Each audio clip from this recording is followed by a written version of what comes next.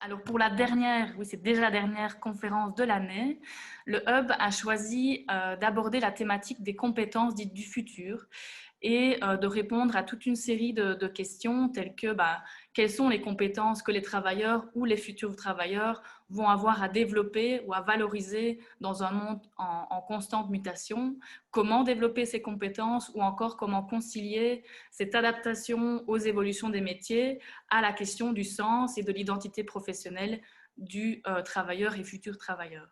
Donc voilà, j'espère que ces conférences vont vous apporter quelques pistes de réponse à ces questions. Et je vous invite aussi à aller voir le replay de notre conférence de la semaine passée sur l'industrie 4.0 et le recrutement de talents, où la question des compétences a déjà été en partie abordée. Mais retour à aujourd'hui. Aujourd'hui, on fait donc se croiser le monde de l'entreprise et le monde de la recherche et de l'enseignement avec un duo d'orateurs. Nous accueillons avec plaisir Monsieur Philippe Burger, en direct de France, de Paris, je crois même. Philippe Burger, qui est donc associé conseil et responsable capital humain chez Deloitte pour les anglophones, qui est donc un des principaux cabinets d'audit et de conseil du monde. Et grâce à son expérience de près de 25 ans dans la gestion des ressources humaines, Philippe Burger y est responsable et il dirige différents domaines de conseil RH. Et il accompagne également les entreprises dans leurs opérations de transformation et plus particulièrement sur les implications humaines qui en découlent. Alors de l'autre côté du ring, pas vraiment une fight aujourd'hui, nous avons Schaeffers, pardon, qui est donc professeure, elle, à la faculté d'architecture de l'Université de Liège, où elle est notamment en charge des cours de didactique et de stages de détermination professionnelle. Et elle est d'autre part chercheuse et elle s'intéresse tout particulièrement à l'évolution des pratiques professionnelles dans son secteur et au comment y préparer au final les étudiants. Donc, elle a notamment confondé le laboratoire ou le réseau papier, donc qui est un réseau international qui regroupe des écoles et des facultés d'architecture pour réfléchir et mener des recherches sur des thématiques pédagogiques qui sont communes. Et plus récemment, mais elle nous en parlera durant son exposé, elle a également été à l'initiative de l'Observatoire des métiers d'architecture, qui lui vise à documenter ou également à mener une veille sur les débouchés possibles pour les architectes en mettant en avant qu'il y en a une grande diversité. Mais ça, on le verra par après. Et donc, ce sont des choses qui peuvent être aspirantes, on le pense en tout cas au Hub, pour bien d'autres secteurs. Du coup, je vais céder sans plus tarder la parole à Monsieur Philippe Burger pour une remise en contexte de ce qui a changé et peut-être pourquoi ça a changé, mais aussi nous en dire plus sur les compétences qui, selon lui, seront essentielles demain. Effectivement, quand on a préparé cette conférence avec Manon, avec Patricia, on s'est dit que ça serait peut-être intéressant d'essayer effectivement de contextualiser cette évolution, parce qu'on parle de l'évolution du travail, de sa transformation, du fait qu'on va perdre notre job, etc., etc. Et on trouvait intéressant, voilà, d'essayer de rationaliser ça et d'essayer de comprendre ce qui se passe. Et vous allez voir, les choses sont un peu plus compliquées que ça. Et il y a des prédictions qui vont un peu dans tous les sens. Alors, première chose qui nous semblait très intéressante, c'était déjà d'essayer de comprendre une chose, une sorte de paradoxe dans lequel on vit.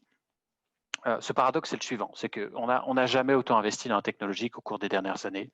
On investit chaque année des milliards sur cette technologie. Et en même temps, quand on analyse la croissance de la productivité, alors hors effet crise, et je reviendrai sur le sujet de la crise, mais hors effet crise, quand on analyse la productivité, finalement, au cours des 10-15 dernières années, la productivité moyenne dans les pays de l'OCDE a cru de manière beaucoup plus faible qu'avant. En moyenne, il y avait une croissance qui était d'1,7 à 1,8% par an chaque année sur cette productivité, notamment les 30 glorieuses. Mais depuis une quinzaine d'années, on est plutôt sur une croissance qui est 30 à 40% plus faible, aux alentours de 1,1% par an.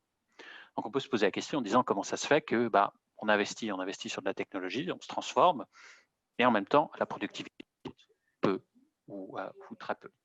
Et vous allez voir d'ailleurs, parce que je ferai un petit parallèle avec ce qu'on a vécu dans la crise, c'est très intéressant. notre analyse, c'est la suivante. C'est que finalement, il y a 3 principaux facteurs qui expliquent cet écart de productivité. Alors, le premier facteur, c'est vous, c'est moi, c'est nous, c'est l'individu. C'est-à-dire qu'entre un moment où vous avez une technologie qui apparaît et l'individu qui s'en empare et qui l'utilise à sa pleine puissance, à ses pleines capacités, il y a toujours un petit gap. Bon, ce qui est assez intéressant, c'est que ce gap, il est court et il devient de plus en plus court.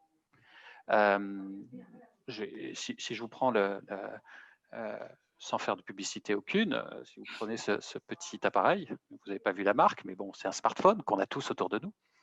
Ce qui est très intéressant, c'est que ce smartphone, on a été très rapide à l'adopter. On l'a pris et tout d'un coup, ça a transformé nos vies. Et de manière générale, on va le voir, l'adoption technologique est de plus en plus rapide. Pour vous donner quelques chiffres que je trouve toujours assez intéressants, c'est que quand on analyse avec quelle vitesse des consommateurs adoptent une révolution technologique, on avait fait une petite étude là-dessus en disant, au bout de combien de temps on avait 50 millions d'utilisateurs qui utilisaient un produit. Et quand on avait analysé par rapport à la voiture, par exemple, notamment Ford, on s'est rendu compte que pour atteindre 50 millions d'usagers de la voiture, on avait mis 62 ans. Le téléphone, lui, pour atteindre 50 millions d'utilisateurs à travers le monde, on a mis que 50 ans. La télévision a mis 22 ans. L'Internet, 7 ans. L'iPhone a mis moins de 4 ans. Facebook a mis 3 ans. Et alors, on peut challenger le fait que ce soit une révolution technologique, mais dans l'adoption d'une solution ou d'un jeu tel que Pokémon Go, Facebook a mis 3 ans. Pokémon Go, vous avez peut-être une petite idée combien ça a mis pour atteindre 50 millions d'usagers. Ça a mis 18 jours. 18 jours pour finalement adopter quelque chose. Donc on le voit, et c'est un des points qui est le plus intéressant, c'est que même s'il y a un gap entre la sortie d'une technologie et son adoption, cette adoption est de plus en plus rapide. Je pourrais prendre beaucoup d'autres exemples avec d'autres technologies, mais c'est très rapide. L'illustration qu'on a pu avoir avec le développement d'un vaccin dans le cadre du Covid-19 et en est parfaitement illustratrice. On a mis 3 fois, 4 fois moins de temps que d'habitude. Bon. Ça, c'est le premier gap. Le deuxième gap qu'on a, c'est le business. C'est tout simplement parce que l'adoption d'une technologie par une organisation, que ce soit une organisation privée ou publique, prend toujours un peu de temps. Vous n'avez pas toujours les meilleurs logiciels, les meilleurs computers, l'utilisation des solutions les plus récentes par les organisations. C'est ce qui fait que on a du mal à traduire cette productivité. Et puis, la troisième illustration, c'est tout ce qui est autour des politiques publiques. L'exemple que j'aime bien donner, c'est celui d'Uber. Uber est arrivé partout dans le monde et il a quelque part transformé un certain nombre de choses, mais les politiques publiques n'étaient pas forcément là pour remettre en cause des monopoles des taxis, donc toutes les professions qui étaient réglementées. Et donc souvent, les politiques publiques sont un petit peu en retard. C'est ce qui explique un peu cet écart entre le fait qu'on ait une technologie qui nous promet certaines choses et la réalité qu'on va connaître. Je ne resterai pas trop de temps, mais si on a le temps, si on a des questions après, on pourra énormément poser de questions sur comment les business se transforment d'ailleurs. Mais voilà, en fonction de ça, si la question vous intéresse, on pourra chatter. Alors, si on analyse un petit peu toutes ces transformations, parce que finalement, c'est aussi ça le futur des compétences, c'est que le monde est en train de bouger et le monde est en train de bouger de plus en plus rapidement. Alors, juste pour vous donner une statistique que je trouve absolument passionnante, c'est qui illustre bien pourquoi le monde bouge de plus en plus. La première, c'est celle-ci, c'est que quand vous prenez les grandes organisations, donc vous prenez un indice comme le Fortune 500 qui mesure finalement les grandes entreprises à travers le monde. Dans le Fortune 500, dans les années 60 à peu près, la durée de vie moyenne d'une organisation était de l'ordre de 50 ou 60 ans. C'est-à-dire qu'elle était dans cet indice pérenne et elle était un acteur majeur qui dominait son environnement. Aujourd'hui, quand on fait cette même analyse dans un Fortune 500, la durée de vie moyenne est de l'ordre de 15 ans. Donc, on le voit pour les organisations, la durée de vie est de plus en plus courte. Et on estime que la moitié des entreprises qui composent un Fortune 500 vont en changer. Vous avez des tas d'illustrations. Si vous prenez le CAC 40, si vous prenez d'autres indices mondiaux, ça bouge très vite. Et ça bouge de plus en plus vite. Ah, ça marche. Ah, magnifique. Voilà. Oui. Ça marche. Félicitations. Le micro a l'air de marcher, effectivement. Donc, on voit les organisations sont remises en cause de plus en plus souvent, de plus en plus rapidement, à des échéances de plus en plus courtes. On a essayé de résumer dans ce graphique, finalement, les 3 grandes forces qui expliquent cette transformation. Alors, il y en a une, vous allez me dire, normalement, écoutez, on a déjà entendu parler, c'est la globalisation. Mais la dynamique de globalisation, même s'il a commencé il y a 25, 30 ans, 35 ans, en fait, elle porte ses pleins effets aujourd'hui. On l'a illustré là encore avec la crise, quand tout d'un coup, vous vous rendez compte que les usines dans le nord de l'Europe sont bloquées parce que des produits sont fabriqués qui en Asie, qui en Amérique du Sud, etc., etc., ils sont importés. Donc cette dynamique de globalisation, elle a plusieurs effets, bien évidemment, sur la production, mais elle a aussi des effets sur l'environnement concurrentiel, avec qui je m'allie et ce qui était hier mes concurrents sont parfois mes partenaires, parfois mes clients, parfois mes sous-traitants, etc., etc. On a vu le développement des plateformes et des écosystèmes. Amazon en est une bonne illustration. Amazon, on pense souvent comme un supermarché. En pratique, c'est une plateforme. Et d'ailleurs, Amazon ne fait pas de profit sur son activité de supermarché, elle fait des profits sur ses activités de data ou ses activités de plateforme de commerce. Donc, première grande force, c'est cette dynamique de globalisation. Deuxième grande force, c'est ces transformations, c'est ces évolutions technologiques. Et notamment ce qu'on appelle la loi de Moore. La loi de Moore, ce qui est très intéressant, c'est que c'est une loi qui a été développée par un des fondateurs d'Intel dans les années 70 et qui a dit en gros, de manière simple, la puissance d'un ordinateur va doubler tous les 18 mois environ. Et qui s'est révélé être vrai tout au long de ça. Il y a eu des ingénieurs qui s'étaient amusés au milieu des années 2010-2015 de faire l'analyse et ils avaient dit si on avait appliqué la loi de Moore à l'automobile, aujourd'hui on aurait une automobile qui coûterait 3 centimes à produire, qui irait à 300 000 km à l'heure et qui serait en capacité de rouler pendant toute une vie avec un seul plein.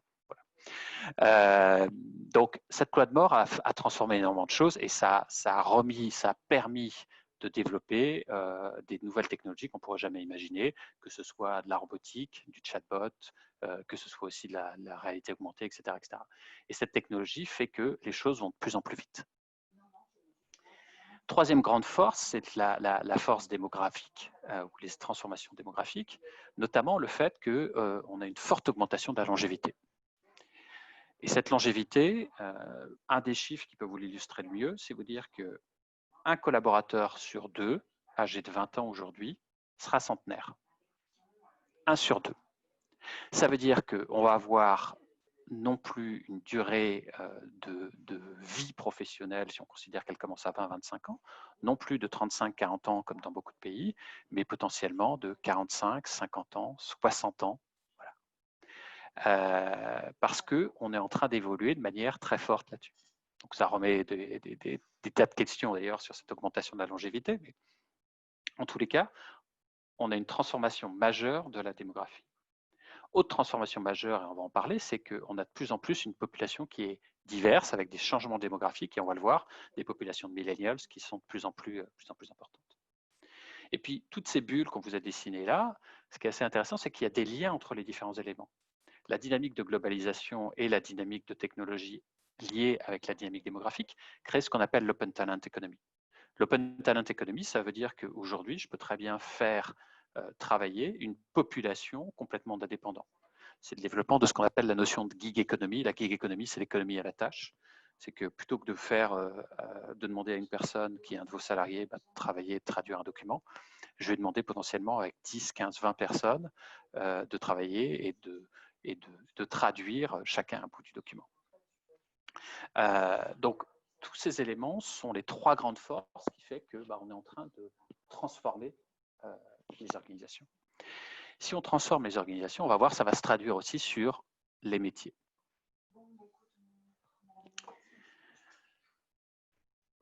La population active dans une organisation, finalement, elle va être particulièrement impactée par 4 dimensions.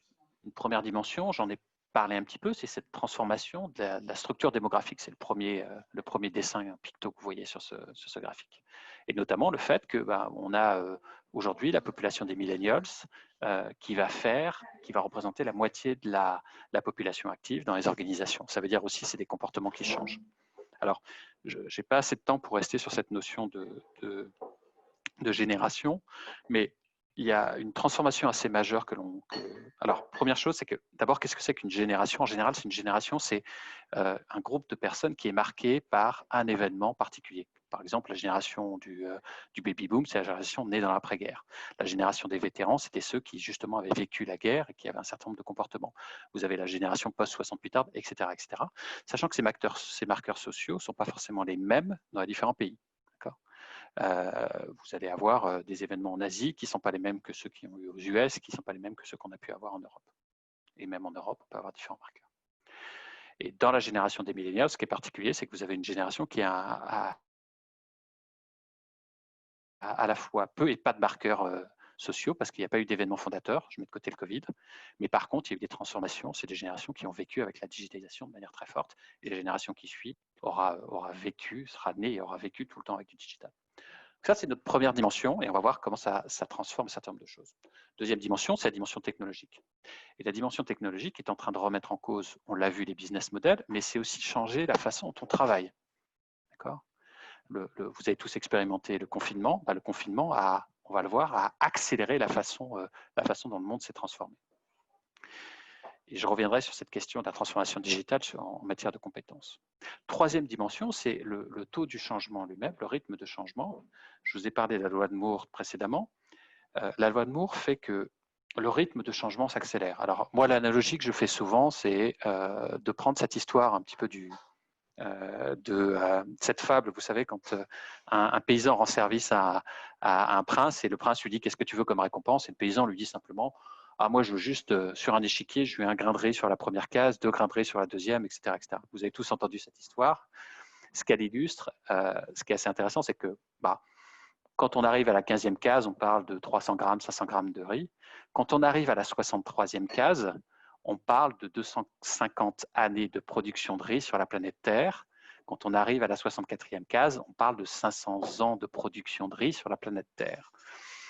Si on transforme les cases en des années, c'est-à-dire si on considère que la première case, c'est par exemple 1954 ou 55, le passage entre 1954 et 1955, c'est 1 grain de riz.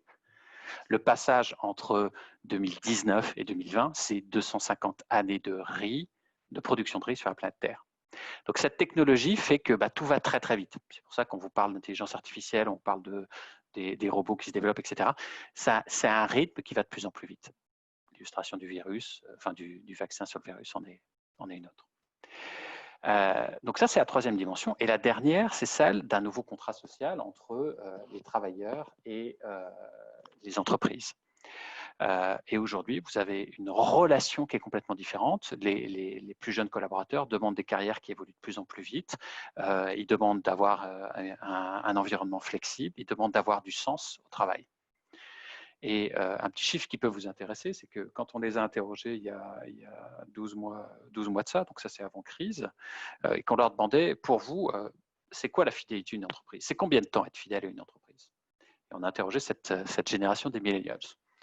Et je ne sais pas si, alors je ne vais pas vous entendre, mais je ne sais pas si vous avez une idée du temps que les gens considèrent comme être fidèle. Est-ce que c'est 5 ans, 10 ans, 15 ans, 20 ans, la fidélité d'une entreprise? En fait, quand on leur pose la question, vous avez les 2 tiers d'entre eux qui vous disent qu'être fidèle à une entreprise, c'est 7 mois. Bon, ça remettra un certain nombre de questions philosophiques et relationnelles en cause. Donc, c'est plus 7 ans de réflexion, c'est 7 mois. Alors, ça ne veut pas dire que les salariés quittent au bout de 7 mois, hein, bien évidemment, mais ça veut bien dire que leur lien avec l'entreprise, leur relation est beaucoup plus ténue et qu'en permanence, il va falloir les réengager, leur permettre de se réinventer. Donc, toutes ces 4 grandes forces-là font que les entreprises ont besoin de se réinventer. Et elles se réinventent de la manière suivante. C'est-à-dire que quand vous prenez l'organisation telle qu'elle était dans le passé, vous aviez une jolie structure comme celle-là avec une hiérarchie. Aujourd'hui, la façon dont les entreprises fonctionnent, c'est des réseaux. Et la façon dont elles vont continuer à se développer, ce seront des réseaux d'équipes et des réseaux d'équipes mixtes intégrant des robots ou d'une manière ou d'une autre des éléments technologiques majeurs. Donc ça veut dire qu'on est en train de transformer complètement les compétences dont vous avez besoin quand vous êtes sur le premier modèle, quand l'information n'est pas aussi facilement, ne circule pas de manière aussi facile, etc., ne sont pas du tout les mêmes que quand on travaille en réseau d'équipe. Des éléments en matière de communication, de créativité, ce qu'on a vu un peu tout à l'heure, vont être beaucoup plus importants parce que le monde change de plus en plus vite. Et puis, pour vous donner aussi une statistique qui est très intéressante, c'est qu'on a fait une étude il y a 2 ans de ça à peu près, sur les compétences. Et on a regardé ce qu'on a appelé la demi-vie d'une compétence. Alors la demi-vie d'une compétence, c'est par analogie à ce qu'on a vu sur les bancs de l'école en physique, c'était la demi-vie en radioactivité, c'est-à-dire la durée pendant laquelle une compétence est utilisée par au moins la moitié d'une population concernée. Pourquoi? Parce que c'est très rare qu'une compétence disparaisse complètement, on en garde toujours un petit bout, comme pour la radioactivité. Bon. Donc cette demi-vie, et je peux prendre par exemple l'exemple d'un assistant ou d'une assistante qui utilise de la sténographie. Dans les années 80, la sténographie, c'était une vraie compétence différenciante et vous étiez content d'avoir un assistant ou une assistante qui avait cette compétence. Aujourd'hui, je vous mets au défi de trouver un assistant ou une assistante dont qui a encore cette compétence et surtout qui soit un élément différenciant pour sélectionner tel ou tel candidat. Donc, c'est cette compétence, là je vous ai donné l'exemple de la sténographie, je pourrais le donner sur plein d'autres. Ce qu'on a regardé, c'est qu'en moyenne, la durée de vie d'une compétence dans les années 70-80 était d'à peu près 30 ans. C'est-à-dire que vous pouviez commencer une carrière et conserver vos compétences toute votre durée de vie. Ça, c'était dans les années 70-80, 30 ans, un petit peu plus de 30 ans. Aujourd'hui, quand on fait la même analyse, cette demi-vie d'une compétence est aujourd'hui de moins de 5 ans, et dans certains métiers de moins de 3 ans.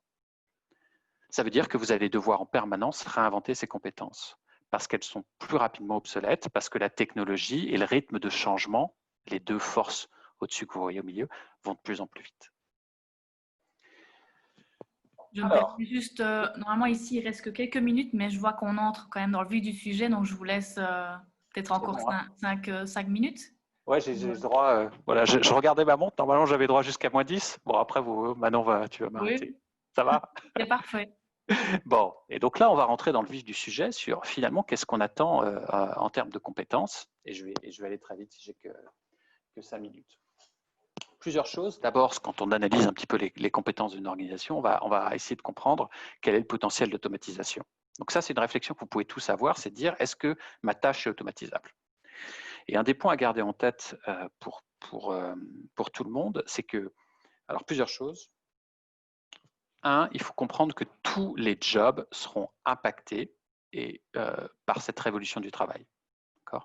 Alors les chiffres vont un peu dans tous les sens. On vous parle, certaines études vous disent qu'il y a 20%, 30%, 40%, j'ai même vu des 70% des métiers qui sont appelés à disparaître.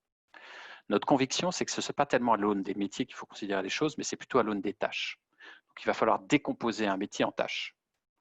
Typiquement, vous prenez un chauffeur de taxi, vous pouvez découper ses tâches entre est-ce que j'ai besoin, ses compétences, est-ce que j'ai besoin de connaître mon chemin ou pas. Avec un Uber, j'ai plus besoin de les connaître.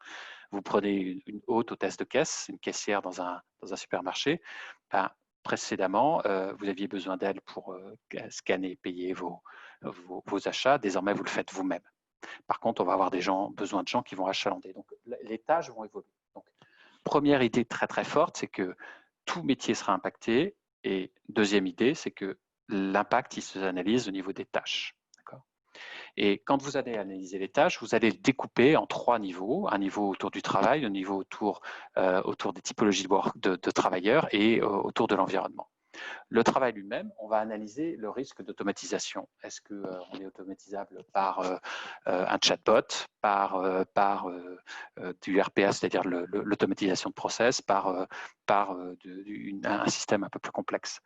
Le chatbot, typiquement, vous l'utilisez tout le temps. Hein. Quand vous allez sur un site internet, vous vous rendez compte, on vous pose des questions, comment est-ce que je peux vous aider, quel type de produit vous cherchez, etc., etc. Ça, quelque part, dans le passé, vous aviez quelqu'un qui faisait ce travail-là. Désormais, vous avez une machine qui vous remplace. Donc, cette partie-là du travail, vous allez y réfléchir là-dessus. Deuxième dimension, c'est quelle typologie de travailleur va le faire. Et troisième, est-ce qu'on va être en proximité ou pas en proximité? Je pourrais revenir dessus et je vais juste vous prendre 2 minutes, Manon, si j'ai le droit. Allez, d'accord. Merci. Merci beaucoup. Pour essayer de lister finalement toutes les compétences demain que nous, dont on estime qu'elles vont apparaître. Donc, je vous ai expliqué un peu le rationnel, les changements, etc., que l'organisation changeait, que les métiers changeaient aussi. Et ensuite, de quoi on va avoir besoin? Premier élément, on va avoir besoin de davantage de créativité et d'innovation. C'est-à-dire qu'on va être en capacité de réagir de plus en plus rapidement à un environnement qui change de plus en plus. Deuxième élément, quand vous regardez le risque d'automatisation sur des tâches, en fait, vous avez les deux tâches qui sont les plus facilement automatisables, c'est des tâches qui sont très, très manuelles ou très, très intellectuelles.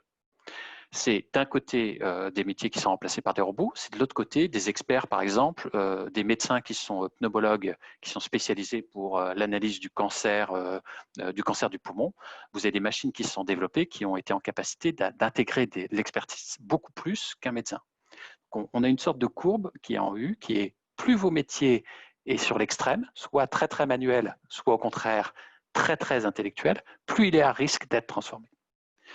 Par contre, ce qui est compliqué à faire pour une machine, c'est de passer d'un sujet à un autre. Et donc, la deuxième compétence dont vous allez avoir besoin, c'est plutôt celle autour de la résolution de problèmes complexes. C'est aussi la capacité de remettre en cause des modèles établis, donc un peu plus de pensée critique.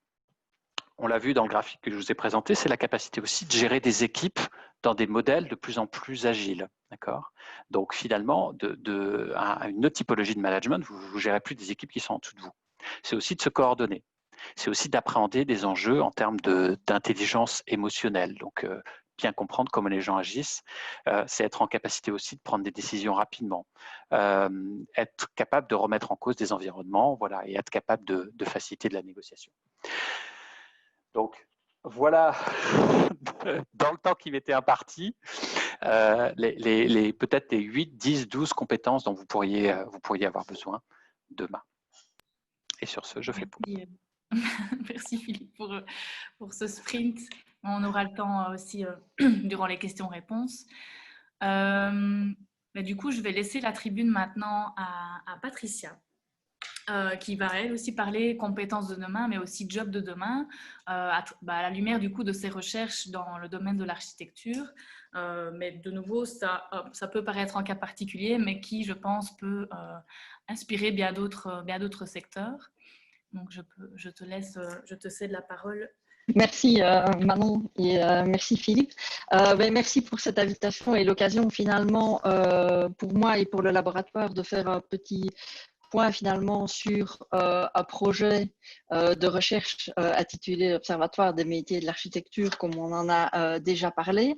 Le point de départ de cet observatoire et de cette recherche, en fait, on vient déjà d'en avoir quelques éléments, enfin des éléments de contexte avec l'intervention de Philippe juste avant, et je ne vais pas donc revenir sur cette question de la stabilité et de la rapidité des changements que nous vivons maintenant et que nous allons vivre dans le futur.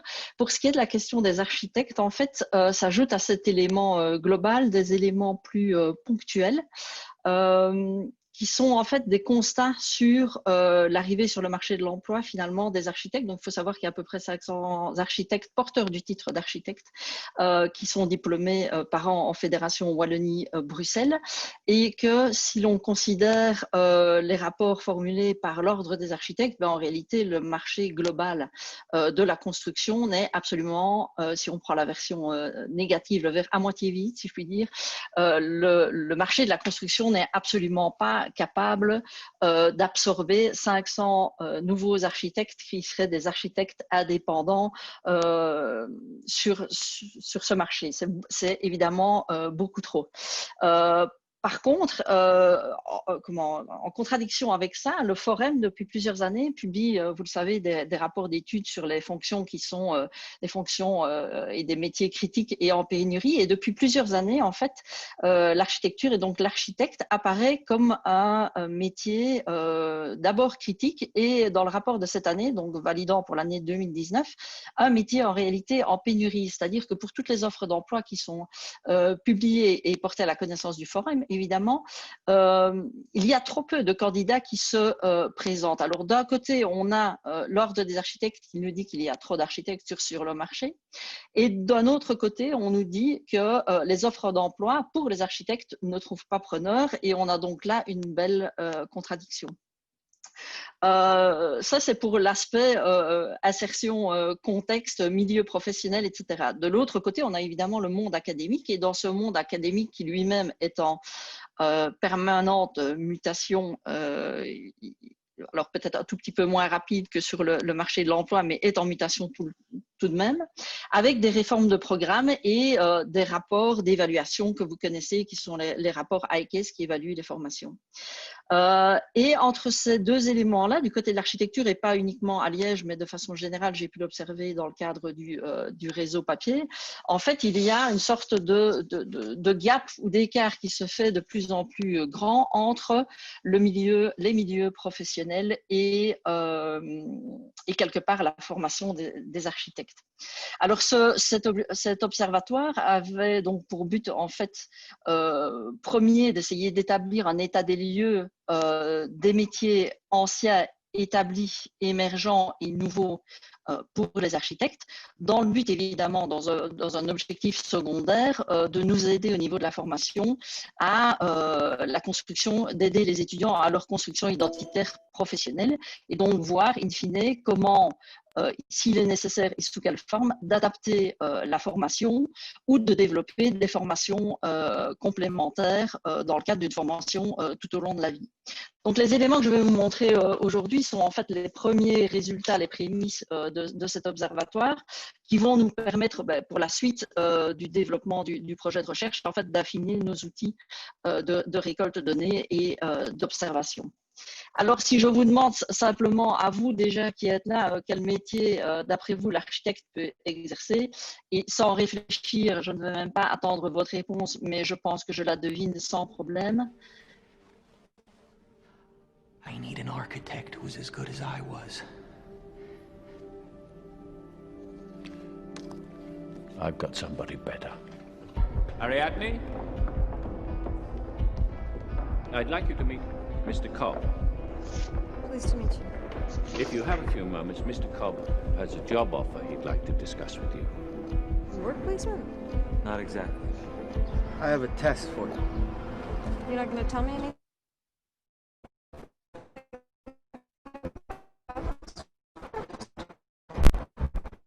Before I describe the job, I have to know you can do it. Why? It's not, strictly speaking, legal. You have 2 minutes to design a maze that it takes 1 minute to solve. Stop. Again. Stop. You're gonna have to be better than that.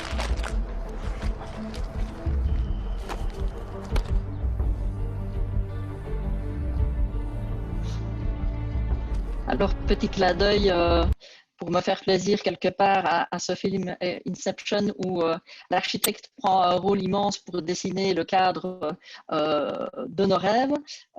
Et disons que ça montre quelque part cette capacité d'invention qui est même reprise finalement dans ces fictions.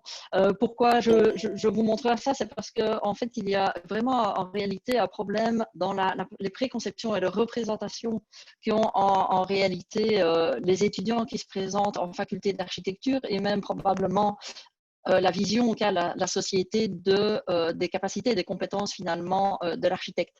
Ce petit sondage que vous voyez là actuellement est en fait une question qui a été posée à tous les étudiants du cycle de bachelier l'année dernière au mois de mars, simplement pour essayer d'identifier quelles étaient eux leurs représentations et pourquoi finalement ils s'étaient aussi engagés dans 5 années d'études. Alors quand on leur demande de quel métier de l'architecture pensiez-vous vous diriger, la réponse est architecte. Alors ça pose pour le moins plusieurs questions. Soit que cette orientation est faite sur base d'une vision mono-orientée, comme je le disais tout à l'heure, de l'architecte indépendant travaillant dans un bureau, soit que ça relève tout simplement aussi d'une méconnaissance, problème de connaissance en termes même de termes entre titre, profession et métier. On se rend compte en fait que même nos étudiants s'inscrivant en faculté d'architecture, et donc ça pose un problème quelque part de connaissance même et des raisons de l'orientation, ont une vision très restrictive en fait de ce qu'ils vont y faire et une vision qui est de l'ordre, si je devais reprendre mon classement tout à l'heure, de presque les métiers anciens, non même plus établis. Il faut savoir que nos étudiants, par exemple, qui s'inscrivent, ne savent même pas qu'en fait ils seront effectivement porteurs du titre d'architecte au terme des 5 années d'études. Ils pensent qu'ils seront porteurs du titre d'architecte après les 2 années de stage, qui sont elles obligatoires pour avoir l'accès à la profession. Et donc on constate en fait une confusion assez importante entre des concepts clés, à la fois chez les étudiants et probablement dans le public aussi, entre des termes tels que activité, travail, emploi, métier et profession. Et donc, en fait, cette vision qui est partagée par la société et par nos étudiants quand ils s'inscrivent, c'est qu'en fait, le titre d'architecte mène à la profession. Une profession qui est en fait un territoire, une sorte de monopole stratégique par rapport à un territoire qui pourrait être exploité par les métiers qui est beaucoup plus vaste. Donc en fait, c'est un territoire restreint qui définit à la fois un certain nombre de compétences et qui est lié effectivement aussi à une reconnaissance par les pairs en quelque sorte, mais qui finalement réduit le champ des possibles à un secteur bien déterminé, là où si on dézoome un tout petit peu, on va pouvoir trouver à mettre en pratique les compétences des architectes dans des domaines bien plus variés, donc au travers de métiers et d'emplois différents. Alors ça pose la question dans ce cas-ci, mais je pense que ça pose la question par exemple chez les juristes avec la question de l'avocat aussi, ça pose la question en fait de l'identité professionnelle et quelque part d'une espèce de besoin de reconnaissance. Et pour le moment, le besoin de reconnaissance, il se pose beaucoup chez nos étudiants et même chez les collègues praticiens sur la profession d'architecte, c'est-à-dire le métier de la maîtrise d'œuvre exclusivement, rejetant par ailleurs tout autre métier comme étant un sous-classement ou une sous-catégorie finalement ou un sous-exercice de la profession. Et là, pour nos étudiants, c'est évidemment problématique puisque ça crée des phénomènes disant que finalement, celui qui ne serait pas dans cette profession, qui a un territoire très restreint, et on va voir qu'il va se restreindre de plus en plus, quelque part n'aurait pas réussi, entre guillemets, encore faut-il s'entendre sur savoir ce que c'est que réussir. Et donc, parvenir à changer les mentalités pour faire comprendre que ces compétences de l'architecte sont bien plus larges et lui permettre d'avoir finalement un impact bien plus large et bien plus de possibilités de développement est un des enjeux cruciaux pour nous, aussi bien au niveau des étudiants que des enseignants, que finalement des milieux professionnels également. Donc, on vient de parler un tout petit peu des préconceptions et des représentations. Je vais aborder maintenant la question des diversités des métiers pour essayer de vous l'illustrer.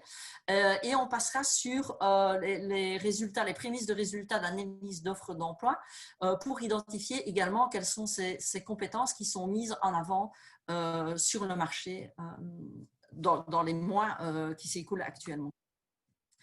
Alors, si on demande en fait aux architectes quelle est leur compétence principale, ils vont vous dire que leur compétence principale, c'est la conception de l'espace, ce qui peut paraître abstrait pour quelqu'un qui n'est pas architecte, mais c'est ce qui amènerait spécifiquement au métier de la maîtrise d'œuvre, c'est-à-dire le métier que vous connaissez vous le plus, c'est-à-dire l'architecte indépendant qui travaille dans son bureau, voire qui construit des maisons individuelles. Ce modèle-là est un modèle en voie d'extinction en réalité, donc c'est vraiment de l'ancien, et malheureusement, c'est encore le modèle qui reste dans les représentations le plus présent. Si on dézoome un tout petit peu sur les compétences de l'architecte, en fait, et qu'on essaye de les prendre à un niveau plus méta, on peut se rendre compte qu'en fait, dans ces compétences, il y a deux capacités principales à mon sens, deux compétences principales à mon sens, c'est la capacité de mobiliser et de combiner des ressources pertinentes et d'intégrer des paramètres multiples en vue de proposer des hypothèses de solutions uniques ou au pluriel d'ailleurs, et c'est un peu ce qu'en général on met sur le caractère de la créativité en quelque sorte, c'est cette capacité d'avoir une vision systémique et de proposer de nouvelles hypothèses. L'autre compétence, elle tourne autour de l'organisation, la structuration et la planification d'actions qui sont construites et étayées sur base d'un jugement argumenté, donc sur base de soit de valeurs, soit d'éléments théoriques fondés ou d'autres éléments, c'est-à-dire des actions donc, qui ne sont pas gratuites mais qui sont bien étayées. Et si on prend en compte ces deux compétences-là, qui sont des compétences bien plus larges et qui sont effectivement développées dans le cadre de la formation en architecture, ben, on se rend compte qu'alors on s'ouvre, si on accepte que en fait, la formation développe ça, on s'ouvre alors tout le panel des métiers de l'architecture. Ces métiers de l'architecture, quels sont-ils? Je ne vais pas pouvoir vous les citer tous parce qu'en fait, ils sont tellement nombreux que je ne suis pas encore parvenue à en faire une liste exhaustive et je pense que je n'y arriverai pas. Je suis vraiment désolée pour les petits traits verts qui sont apparus sur le PowerPoint. Ça va un peu brouiller la vision de cette diapositive. Et donc, les architectes, et je pense que ceci va être applicable pour d'autres, peuvent effectivement travailler dans le secteur public, dans le secteur privé ou dans le secteur associatif. Dans différents domaines, qui sont les domaines, plutôt les domaines académiques, pour les citer tout de même, domaine immobilier, domaine de la maîtrise d'œuvre, on en a parlé, c'est celui qui est celui de la construction en tant que tel, des domaines techniques ou les domaines culturels. Le type sur lequel va porter le travail peut se référer à des thématiques très différentes, alors du patrimoine au numérique, à la question de la durabilité et de la circularité. Et en fait, on se rend compte on disait tout à l'heure que les carrières se réorientaient très rapidement, mais en fait, les carrières des architectes, pour le moment, sont à la fois des réorientations, mais aussi des combinaisons complexes entre ces différents éléments. Donc, chaque activité, si vous voulez, regroupe un secteur, un domaine, un type d'activité, mais ces combinaisons sont diverses et variées, elles sont multiples. Je veux dire qu'elles sont même difficilement, on peut difficilement les rendre exhaustives, puisque pour certains, en réalité, si je prends le numérique, pour certains, ça va être une finalité en soi et l'output du travail va être une production liée au numérique, tandis que pour d'autres, si je prends la maîtrise d'œuvre, le numérique ne sera qu'un outil en vue d'une construction. Donc, les combinaisons qui se font entre les différents éléments sont à la fois des combinaisons qui se font successivement dans le temps, mais aussi parallèlement dans le temps. Donc, les carrières sont aussi rarement centrées sur une seule activité. Un temps plein d'architecte, si je puis dire, se compose souvent de plusieurs activités qui sont rassemblées en un métier qui est presque unique en fait à chaque fois. Et ce, sans compter évidemment sur les domaines et les types d'activités que nous ne connaissons pas encore actuellement. Alors, il faut rajouter à ça aussi pour les architectes la possibilité d'avoir un statut de salarié ou d'indépendant, ce qui multiplie encore par deux toutes les combinaisons possibles et imaginables. Ça veut donc dire que nos étudiants qui arrivent et qui ont en tête, voilà, que voulez-vous faire quand vous serez diplômé? Je vais être architecte. Ça ne correspond évidemment à pas grand-chose, vous le comprendrez. Et là où globalement, la vision principale est de travailler dans le privé en tant que maîtrise d'œuvre dans un domaine conventionnel, perd quelque peu son sens. Cela dit, même quand on zoome sur cet aspect de architecte maître d'œuvre et quand on demande, ça c'est un autre questionnaire que l'on a fait passer à environ un peu moins de 400 architectes l'année dernière, au mois de mars aussi dans le cadre de l'Observatoire. Pour les architectes qui sont donc dans ce format de la profession, c'est-à-dire le métier de maîtrise d'œuvre pour l'architecte, et qu'on leur demande mais finalement comment ils définiraient leur métier, on obtient des réponses tout aussi variées. Donc, c'est-à-dire que là où on considérerait qu'on serait sur un seul métier, en réalité, la vision qu'ont les porteurs du titre d'architecte qui la pratiquent peut être très différente. Et je vous laisse lire, je ne vais pas les lire en même temps que vous. Voilà, vous me voyez, ça va de capitaine d'un navire, vous allez me dire, ça ne définit pas bien le métier, excusez-moi, j'en bafouille un peu.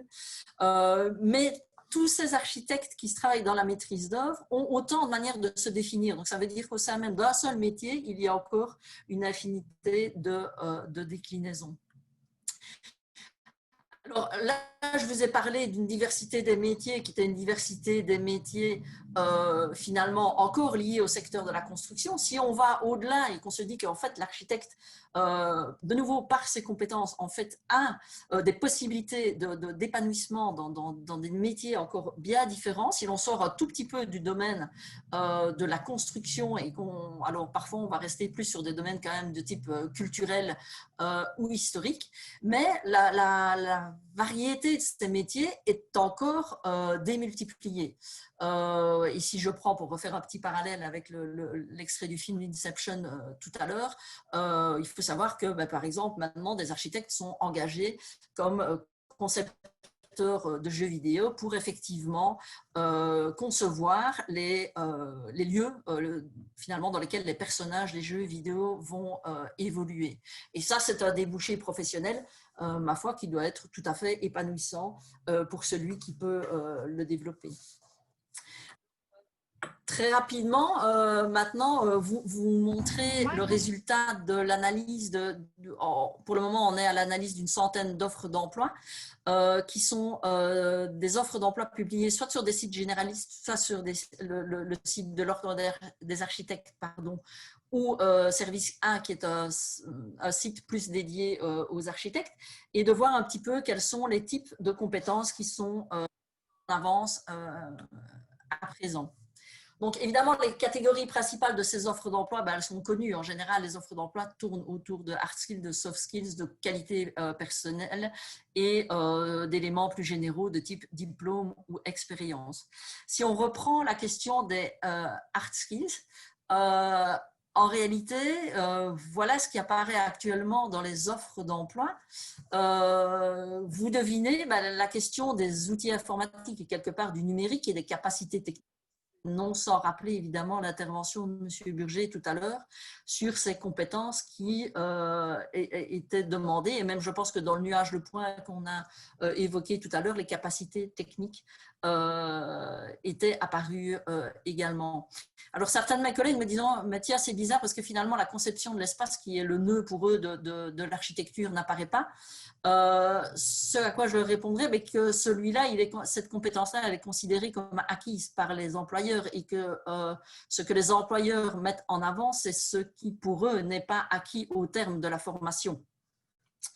Donc ça peut effectivement nous aider, nous en tant qu'enseignants et dirigeants finalement de faculté, de voir un petit peu quels seraient les éléments qu'il serait opportun soit de réintégrer dans le cursus initial, soit pour lesquels il faudrait créer peut-être des formations complémentaires.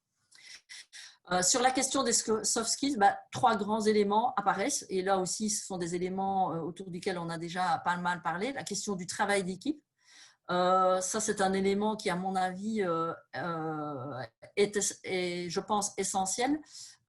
Et là aussi, une distorsion entre les réponses fournies par les étudiants et les réponses fournies par les porteurs du titre que nous avons questionnés en mars. Quand on demande aux étudiants si le travail en équipe leur semble important dans la formation qu'ils suivent et quel type de travail en équipe on leur demande finalement, dans quel type d'équipe on leur demande de s'insérer, alors ils répondent que oui, évidemment, le travail d'équipe est important, mais qu'essentiellement, on leur demande de développer du travail d'équipe disciplinaire. Là où quand on pose la question aux architectes, évidemment, les architectes, eux, parlent de travail d'équipe pluridisciplinaire. Et donc là, pour la formation, on voit bien qu'il y a probablement une différence et un questionnement à se poser. Alors, quand on dit même que l'on forme au travail d'équipe, la pédagogue que je suis dirait qu'on met les étudiants en situation de travailler en équipe. Pour moi, la formation n'outille pas les étudiants à travailler en équipe à ce stade, et c'est un point de réflexion. C'est-à-dire que les étudiants sont répartis dans des travaux de groupe, sont répartis dans travaux d'équipe divers et variés avec des productions. Et malheureusement, les clés et les outils de ce travail en équipe qui ne s'improvisent pas ne leur sont pas finalement enseignés en tant que tels. Et je pense que ça, par exemple, ça pourrait être un manque de la formation initiale. Les questions de communication sont évidemment importantes et ce qui ressort le plus, c'est le niveau de communication interpersonnelle. Donc, dans ce qui peut être la relation client, la relation avec les partenaires et avec les autres disciplines. Et en maîtrise de langue, mais ça c'est peut-être spécifique plus à l'architecture, on pourrait se dire qu'on parle de l'anglais ou des néerlandais. Certes, l'anglais et le néerlandais apparaissent un tout petit peu, mais malheureusement, et ce qui peut faire un peu froid dans le dos, c'est qu'au niveau de la maîtrise de la langue, c'est en réalité la maîtrise du français qui est demandée en premier. Et donc, ça veut dire que les employeurs se sentent obligés de demander à l'emploi en 2020 une maîtrise correcte du français, ce qui peut aussi nous poser question. Patricia, il reste juste a priori 2 minutes. Je ne sais pas si... Oui, j'ai pratiquement terminé. Merci. Dans ce qui est relatif aux qualités personnelles, mais on voit que les questions de structure, d'organisation et de rigueur sont mises en avant. Et quelque part, c'est une des compétences que je pense, celle-là, par contre, est développée au sein de la formation, puisque je vous en ai parlé tout à l'heure. Et la question, évidemment, de l'autonomie et de la proactivité sont les éléments qui sont mis le plus en avant. Donc voilà, ça ne dit pas tout, c'est partiel, ces études sont préliminaires et ne sont en rien généralisables à l'ensemble. Elles donnent quelques tendances qui vont nous permettre peut-être de remettre en question certains éléments de la formation. Et ça a déjà été le cas, notamment sur la question des stages, par exemple, de master, où la question du stage a complètement été revue récemment. Alors, je vais peut-être arriver tout de suite à ma dia finale et sans pouvoir nécessairement créer d'interactivité avec vous, je voulais vous présenter 2 œuvres d'art pour clôturer ce chapitre. Alors, certains d'entre vous les connaissent probablement. Je vais d'abord parler de celle de gauche et vous demandez peut-être pourquoi d'un coup je vous montre des œuvres d'art, mais on est bien dans la question des perspectives. Et le Rembrandt que vous voyez sur votre gauche est un Rembrandt qui a été récemment mis à jour et certifié comme étant un vrai Rembrandt, certifié comme les experts comme étant un vrai Rembrandt. La chose est que la particularité de ce tableau est qu'en réalité, il a effectivement été validé par les experts, mais par contre, il n'a pas du tout été peint par Rembrandt, mais il a été peint par une intelligence artificielle. Une intelligence artificielle à qui on a donné finalement à manger, je vais dire ça comme ça, je ne sais si ce n'est pas le bon terme, mais à qui on a appris à connaître tous les paramètres et toutes les caractéristiques de la peinture de Rembrandt. Et l'intelligence artificielle qui a eu cette possibilité a produit ce nouveau tableau qui, puisque rassemblant en quelque sorte toutes les caractéristiques types des peintures du grand maître, a été validé comme tel par les experts. Et la peinture de droite que vous voyez est une peinture qui, elle aussi, a été peinte et réalisée par une intelligence artificielle, dont vous voyez la signature apparaître au bas du tableau actuellement. C'est le portrait d'Edmond de Bellamy, qui est le premier tableau qui est une création pure, elle, donc à gauche, avec Rembrandt, on pourrait parler de « à la manière de ». À droite, on n'est pas dans un travail de « à la manière de », on est dans un travail de création artistique pure, si je puis dire. Bon, c'est tout de même une intelligence artificielle qu'il a fallu nourrir, qu'il l'a produite. Et ce tableau s'est vendu récemment, mais maintenant ça fait un peu plus d'1 an, je pense quand même, chez Sotheby's pour la modique somme de un peu plus de 400 000 $. Pourquoi je vous montre ces 2 tableaux-là? Parce qu'on peut se dire que la créativité est quelque chose qui va être à l'abri des changements technologiques et de la nouvelle technologie disruptive qui est l'intelligence artificielle. Mais je pense que c'est probablement un peu se leurrer par rapport à ça, parce qu'au vu de ceci, si on donne Si on alimente une intelligence artificielle avec tous les plans de bâtiments qui existent à l'heure actuelle de logement, prenons le simple exemple de logement, qu'on lui donne toutes les normes de sécurité, toutes les normes d'hygiène, toutes les normes techniques à respecter, quel architecte seul pourra rivaliser avec une proposition qui inclut tous les paramètres que l'intelligence artificielle pourra elle inclure. C'est un peu le cas des radiologues tout à l'heure. C'est un peu le cas quant à savoir quelle est la plus-value finalement et quelle est la nature des tâches qui va faire que ce diplôme et in fine les métiers de l'architecture qui vont en découler pourront être pertinents, épanouissants et structurants sans être et accompagner, je vais dire, ce changement finalement numérique. Et voilà, je vais terminer sur cet élément de la